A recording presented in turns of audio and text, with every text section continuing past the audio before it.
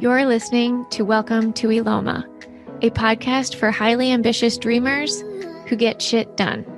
I'm your host, Kiley Peters. This is a space where we talk about exploring entrepreneurship as a multipotentialite. And I have to say, I'm so happy that there is a word for this. And for anyone who's listening and wondering, okay, what is a multipotentialite? And am I making up words? I don't think so. Google defines it as a person who has many different interests and creative pursuits in life, which feels quite fitting for today's guest. And I'm sure a lot of listeners also are resonating with that as well. And as entrepreneurs, I think we constantly tend to be curious and have multiple interests. And sometimes I think that can feel quite challenging to balance while we run a business or multiple businesses based off of those interests. I'm really excited for today's conversation with Pixie Paula Dezzutti. She's been the CEO and founder of a distillery, a biopharma business, and a magazine, amongst many other things. She's currently leading Local Choice Spirits, Skirt Magazine, and Striped Pig Distillery in Charleston, South Carolina, while being a mom to 9 children and a grandmother to 8. I cannot wait to get into how she manages all of this. Welcome to Eloma, Pixie. Thanks so much for having me. So that is a mouthful there, that multi-potentialite, but you're right. Multi-potentialite. I'm so glad you brought that to my attention. I could now have a mission vision statement. It's amazing. There you go. There you go. I know when we were first getting acquainted, I was like, holy cow, is there anything this lady doesn't do? There has to be a word for this. And so of course I went to the internet and I was like, oh, I think this works. That is hilarious. Yeah. I do get asked that question all the time. Like, is there anything you don't do? And I'm like, well, like I haven't wrestled an alligator, like there's a lot of things. Yet maybe that's on a bucket list somewhere. Yeah. But Pixie, tell me a little bit about how you found yourself leading so many different initiatives. It's interesting that you say on the potentialite from a very young age, I really had the distinction that the world was being drawn to us and that we were the creators of our own life. Some call it the law of attraction, universal energy, however you want to look at it. I just had that distinction that there was really nobody pulling the strings, and that how I chose things and what I drew to my attention was what I was going to focus on. And I always say, you want to know what you're committed to in life? Look at your life, because that your life didn't just drop out of the sky and land on your face. You created it. And so I knew from very young that I could draw all this to my attention. And so I've played in that space for all of the 6 decades I've been on the planet. And I'm enjoying doing more and more and more, sometimes too much. But I do believe that all of this is an illusion. So we're only entertaining ourselves, and I just go for it. So, okay, wait, I want to dig into something you just said, sometimes too much, because I can resonate with that. And I'm sure listeners can resonate with that as well. So talk to me a little bit about you've got a lot going on, right? So Sure. When does it feel like that tipping point, like it's too much, and how do you manage that? So for me, I know kiddingly about my mission vision, like my purpose on the planet is unconditional love and possibility. Sometimes I get caught up in the misalignment of all the activity that it takes for me to achieve my own goals. And I realize they're self-imposed goals, right? So I allow the stress of moving through the earth plane to be distressful. And when I get sucked into that distress, first thing I try to do is I will have a tantrum. Trust me, I will lose my patience. I will get so frustrated. I will cry myself to sleep. And then I draw back to, wait a minute, what is your purpose on the planet? I'm like, oh yeah, unconditional love and possibility. So that helps me within my own power to get into my alignment. The other thing that I do, especially when you're weighted with so many goals, I have this need, and look, we're women, we get nurtured and turned on by how we're creating, how we give back to other people, and sometimes we don't take enough time to receive. We're busy doing Yeah. to get that feeling of being connected, and I get guilty of that a lot. So I will throw away my to-do list, and I will remind myself that I may not get done everything that I had on my to-do list for today, but if Mhm. I just be in my own spiritual realm, I'm going to accomplish much more than I could have even envisioned for myself in the next month. So I change the time Okay. frame of how things have to get done. And let me Yeah. let me add this to you, because I think this is very important. I spent a lot of time studying time management. I was trained by Stephen Covey and Dan Goleman, emotional Oh, intelligence, amazing. and we all were taught about time management and the management systems. And Yeah. what I've come to realize after studying enough metaphysics through the course of my careers, that time is an illusion. Right. It is. And then I just found out yesterday that the 9 to 5 thing didn't occur until like 1917. So the way we operate and how we are driven as a culture is something that's been self imposed. I do believe that Mm. time is an illusion. So now it's not about time management, it's about your relationship with the management of time. And that's where Mm. you have to focus. You focus on building your relationship with the management of your time. And then you choose. And for me, my biggest fear is that I leave the planet with unused potential, that I Yeah. haven't gotten to, to get it all in. And especially now that I'm, turning, I say there's more years behind me than there are ahead of me. You get sucked into that illusion. You do. I really appreciate that perspective because I I I share that as I battle with time as well. I always tell people I have a love-hate relationship with time, but I appreciate that perspective of illusion because I think you're right. And I think a lot of it is mindset, and that's taking control and making the choice as to what did you say, the relationship with your management of time. I Yes. really like that because reframing the time that we're giving ourselves to accomplish certain things or experience certain things is what causes a lot of stress. Yes. And I'm always looking for ways to de stress my life. And So that thank and you for those that. Sure. And those stressors only become distressful based on the meaning that you attached to that outcome. And that's why I'm saying it's got to be about your relationship with the Yeah. man time. Yeah. I love that. I love that.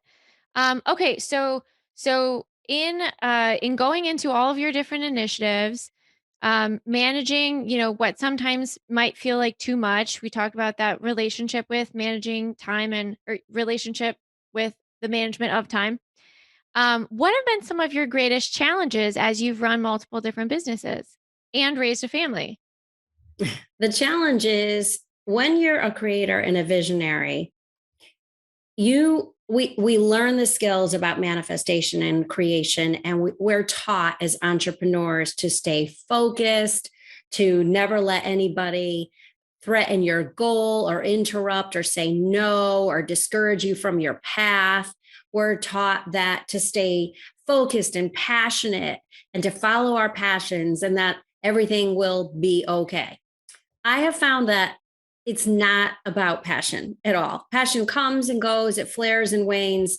And so it's frustrating, especially when you're interacting with a lot of other entrepreneurs. Mhm. Or in my case, you're running a family run business with my children. 6 of my 9 are in the operational part of my business, and they're Wow. all strong, beautiful, loving, individual personalities, big personalities. And Yeah. so there's a lot of challenges that go on with running a family business. Oh, I And bet. then we've got, a bunch of grandchildren running around too. So the frustration comes from not being able to have everybody on the same page as you, at the same speed as you, on the Yeah. same time cycle as you. Those are the things that I think for me are the most frustrating.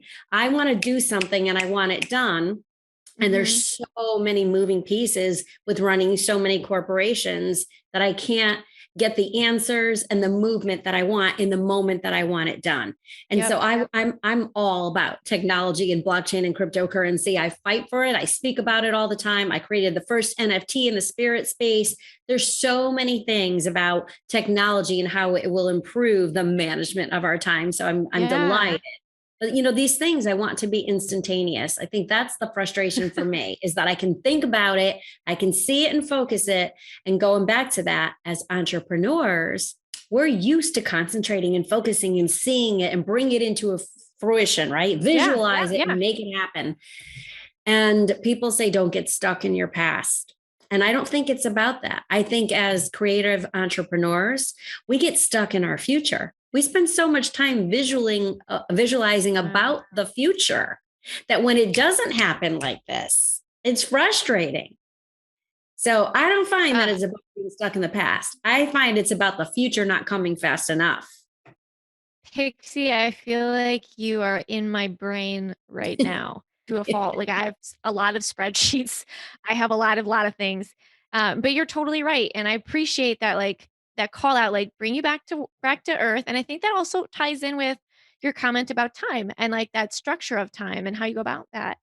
Um, so let me ask you this in terms of that being one of your greatest frustrations, what systems or processes or technologies have you guys implemented to help try to manage some of that? So I operate, if you saw my desk, you would be like, oh my gosh, I have a minimum of two computers and an iPad running all the time. I sit Okay. with two phones. So I'm juggling two phones so that I can at least utilize the technology and move it into the same space.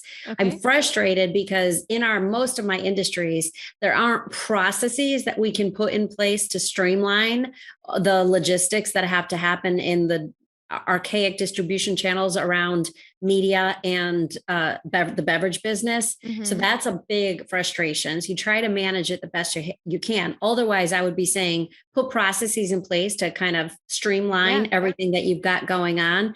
But I'm just leveraging technology the best that I can with setting up multiple screens, multiple computers, multiple phones, so I can be mobile and reactive and responsive to these moving parts. And there's a lot of moving parts in manufacturing and media. Oh, I bet. I bet. And I want to circle back to you had mentioned you have 6 of your 9 kids in your businesses. Running a family business does have unique challenges. Can you talk a little bit about, you know, anything that words of advice, I should say, to anyone else who's listening who's in a family business and might be running into, different challenges. Words of advice to succeed in a family business.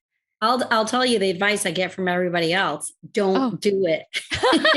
Everybody That's what says I've heard. don't do it. Your business will never be as successful as it could as if you were using out of family members, or it'll never work if it's just your family. And it's interesting because a lot of family businesses will have just at a sibling level. So this, all the siblings running a Mhm. business that maybe they inherited. Sure. Maybe there's a hierarchy of three generations, and we have three generations going on right now. So I think each of those individual levels presents their own unique challenges.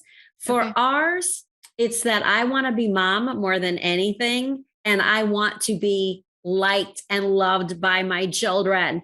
So I feel that I am always going through these mental gymnastics and turning cartwheels to get them to be okay and happy. It should be like if mama Okay. ain't happy, ain't nobody happy, but it's the other way.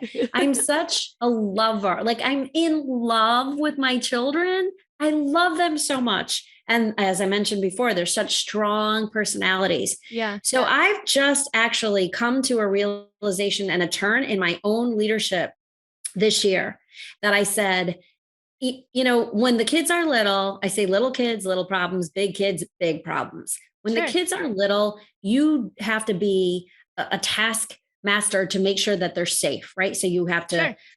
hold kids to put them safely in the corner, or make sure they don't run out into the street, or make sure that they're not touching an electrical cord, right? You have to be abrupt and quick to keep them safe.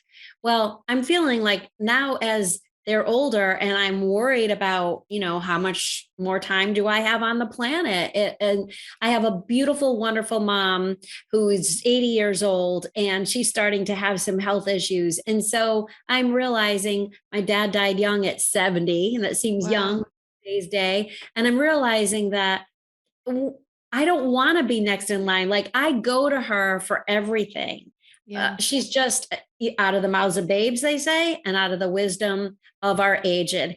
And so I hate that she's having health problems right now, and it's scary for me. But it's my wake up call to say, this could be me really soon. And if I Okay. want these kids who are 22 to 40, if I want them to be successful, then I'm going to have to go back to basics, to the R1 readiness level that says, what do I need to do to keep them safe and strong? And so leadership is changing right now. We are Yeah. totally in a transition as I'm experimenting with my own leadership style, which is now lead by example. I'm not asking permission. I'm not begging forgiveness. And I don't care if they like me anymore. I'm going to love them to the moon by making some hardcore decisions that I'm accountable and responsible for. So that's where I'm at with family. Yeah, well, that's a lot. Yeah, but that's also very well thought through and and articulate. And I think that that's a great insight too. That sound like things come full circle. They may grow and evolve, but like eventually come full circle. And I love how you started out by saying like I want to be mom first and foremost. How do you separate those things? Like how do you separate or do you separate like work and family as a Yeah, family owned honestly, you can't. business? I know Yeah. people say all that. I'm like, it's impossible. And my kids will say, "Oh, mom's never off," because there's so many of them. And again, we're in Yeah. logistics. It's like a crazy dynamic in what we do to begin with that you really can't shut down. Then we're in media and beverage. Everywhere you go is about media and beverage, right? Whether you're having a cup of coffee or a beer or a cocktail, you're going to an event, you're going to media and beverage are everywhere. Yeah. So you can't shut your brain down. You're trained to look at these things Yep. acutely, right? To stand out from your competition. It's really hard to just shut down. I think the best thing that I do is not have an expectation of an outcome so that then you Okay. limit the disappointments. I That's how I like that approach. Limits set reasonable expectations or no yeah. expectations to limit the disappointment. I like that approach. That's good. Um, okay. Pixie, so you've got a lot of different things going on. I know right before we jumped on here, you were talking about Skirt Magazine has some exciting things happening. So tell us a little bit about Skirt Magazine and a little bit about what you guys are kind of working on. So this is another great example. Skirt Magazine is celebrating its 28th year as one of the Congratulations. first, if not the first, women's empowerment magazine. That's Now, amazing. you're young, you see women's empowerment magazines everywhere now. But if you think about almost 30 years ago, Yeah. it wasn't happening. I Yeah. mean, we didn't even really women get the right to vote, right? We're just celebrating 100 years of this. And then women of color and other socioeconomic status didn't Yeah. even have that right until less than half a century ago. Yeah, I mean, a So lot of things changed in the '80s. just right crazy. A lot of things changed during COVID, right? Just so Yes. much. Yeah, So yeah. I'm astonished about the fact that skirt is not localized anymore. It's not just about women, but my messaging is about empowering women. Okay. And we are taking skirt, we call it skirt night out, taking skirt and skirt smarts, and smarts is spelled with $2 and taking Okay. them on tour. So we actually have a virtual summit September 14th through 16th on for skirt, which is leading into a live summit in Atlanta, October 14th through 16th, and Okay. then in Charleston, November 4th and 5th. So we're bringing women back in a room together, but Nice. this time we're not talking about just arts and style and fashion and home and health and beauty. We're talking about financial sense. 90% of women will be 100% alone in their lifetime. We want them to be 100% ready. Yeah. So my background's in financial planning and real estate development. I bought and sold my first property when I was 18, and I was on Wall Street in my very early 20s.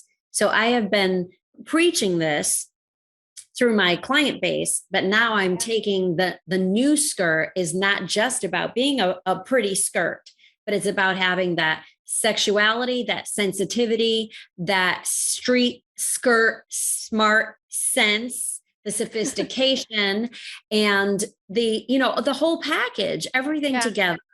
And that's what this whole conference is about, bringing women together to share their own businesses. We learn from each other. Our voices united can no longer be unheard. And I Right. want to make sure that they are turnkey with their personal financial planning and turnkey with their business financial planning. I love it. Is there a website or a URL that people can go to learn more about this? Yes. And you could just go to skirt.com. Okay. And Skirt.com. also, if you follow on Skirt for Facebook and Instagram, we'll be posting all of the links. It'll be available on Eventbrite. You can go to Eventbrite as well Okay. too. Awesome. That sounds incredible. And I love that, that's one thing that I personally am very interested in. And I think I'm witnessing this become more of a trend of making like helping women become more financially literate. And it's so important. And I believe that when women have financial freedom and have the knowledge to make better financial choices, they make better decisions for themselves and their families and the world at large. So I think this is amazing. And I love that you're bringing this to women in all over the place. This is Yes. great. And there's a difference. Like, I'm a single woman. There's such a difference with women who have operated solely and had to be financially and fiscally Yes. responsible for themselves and their businesses, and then somebody that was living with a partner. Because sometimes your own desires and thoughts get overshadowed by the person who's more dominant financially. And Yeah. you can't, I always say to my girls, the MRS degree is not one that you can rely on. And being in a marriage is not a partnership plan. You have to have a relationship with yourself as the partner and make sure you got to be accountable. Make sure that you Yeah. have, as you said, at least some literacy around financial planning. Yeah. No, I love that. I love that. Um, okay, question for you for all of the entrepreneurs out there who are so we're bouncing between all of your different businesses and family and financial planning and multi-potentialite over here. For all of the entrepreneurs listening out there who are trying to manage maybe finances, entrepreneurship, and parenthood, what would you like? Do you have three top pieces of advice that you'd give anybody as they're trying to manage the slew of life? Okay, I'm going to tell you because I truly believe this. I want to reiterate, know your purpose, not your passion. Get so Purpose, in not touch passion. with who you are as a soul being that you can quickly go inside and be able to find your peace and your calm to own who you are, no matter what the outside Yeah, circumstance. I I think love that is key along the way. The second thing is that there's nowhere to go, no one to be, nothing to do. There's no judgment about what you do on the planet or who you show up as. You might have parents, kids, spouses, bosses, community members, all putting in their 2 cents worth. But the reality is you're the one that attaches to the meaning of everything else going on around life. And if you could pick one meaning that's empowerful. You can pick another meaning that's punishment and punitive to yourself. You can pick Mhm. another meaning that creates a lot of self-doubt. So if you're the one that's picking the meaning, then really it's all meaningless. Not one position or another has any real credibility.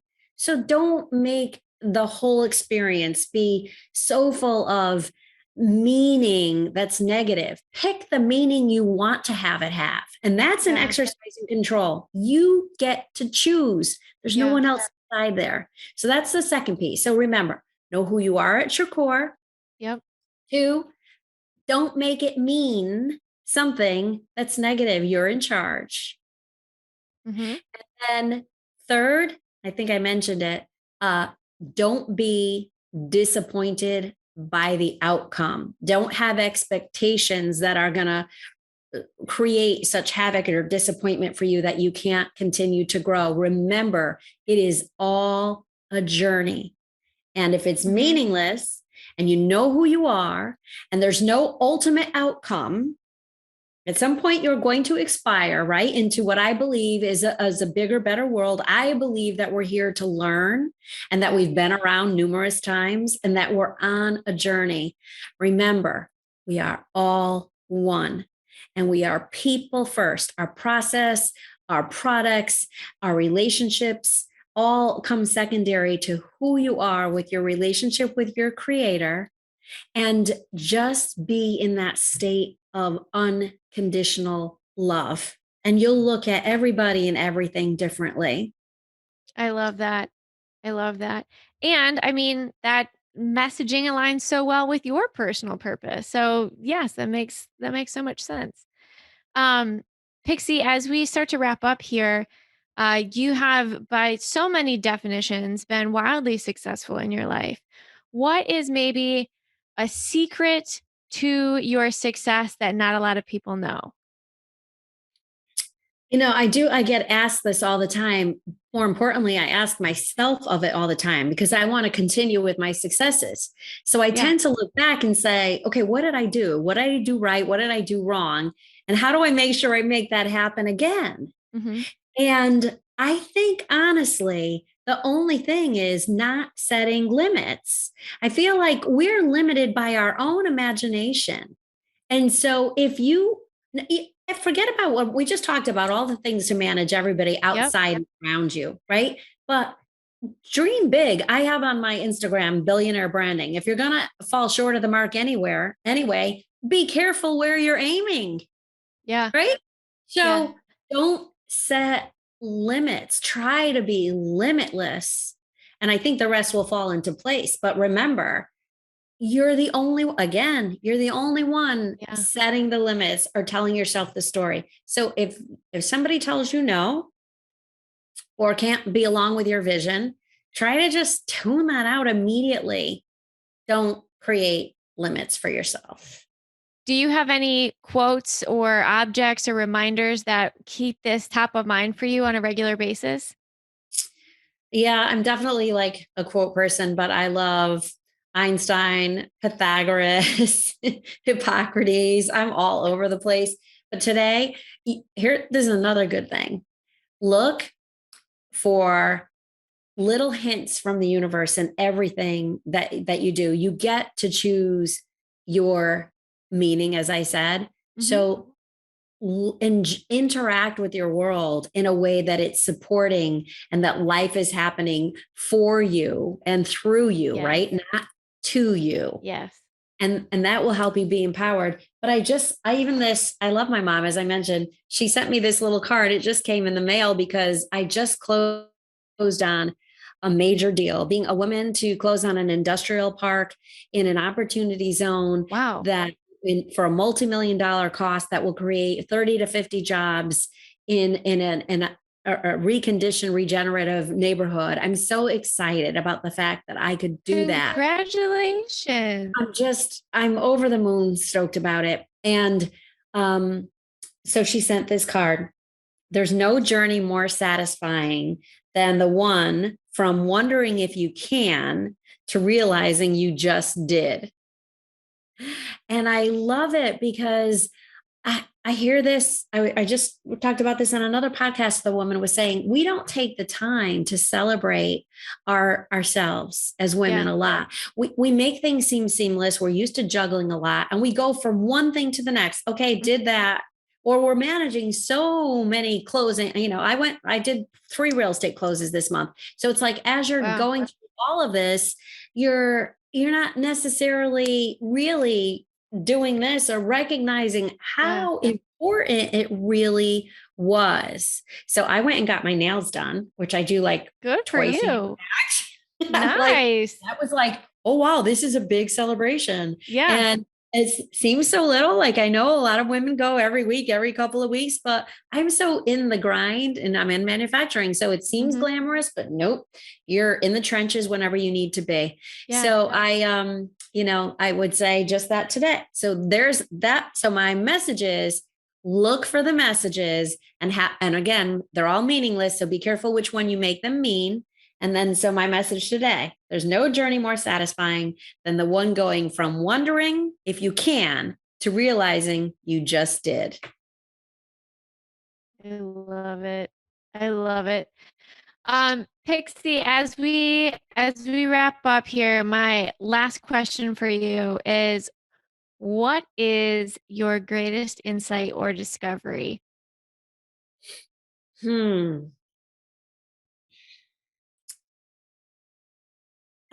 I think I'm like going through that right now. I Really? really Okay. do. I think I feel like I've been on this dark night of the soul journey the last couple of years. I got married when I was 18. I've been married my whole life. And this is the first time in my life that I have been single. And I Okay. am kicking and screaming, trying to come up with the reconciliation of why did the universe want this for me? Or why did I? Right? If there's some lesson that I was supposed to learn out of this, Sure. what am I going through? Why am I going through this? And what can I teach from going through this? Yeah. And so I think that insight is coming into being that we are all one. I have not been able to let go. And I said I'm about unconditional love, right? I've Mhm. not been able to let go of the people who they say people come in and out of your lives at a Yep. certain time, right? And when the student is ready, the teacher will appear. So some more cliches that feel so apropos. So I'm okay. So why am I going through this? And resistance and surrender has been the hardest thing for me as an entrepreneur who's so used to manifesting and bringing things to action and solving problems. Mhm. So, my biggest insight right now is going through the management of we are all one. And so I can surrender to however it looks. And I don't have to detach myself or shut off my love, which is natural. You're thinking that you should have to go through this, but I can just actually accept that I don't know what it's going to look like tomorrow. And I don't understand today what hindsight will be 5 years from now. So surrender, surrender, surrender. And it's a big challenge to do that. That's my biggest insight right now is that I have to develop the relationship with surrendering. Interesting. Interesting.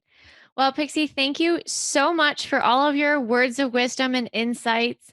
For anyone listening who wants to get in touch, what is the best way for them to find you? Instagram and messaging on Instagram is the best, but I'm pretty easily available. Pixie at skirt.com. You can reach me on LinkedIn. You can reach me on all the social medias as Pixie Paula Official. And you'll find me. I'm pretty available. You'll find me. I love it. Well, thank you so much, Pixie. For anyone listening, if you've enjoyed today's episode, please go ahead and leave us a review.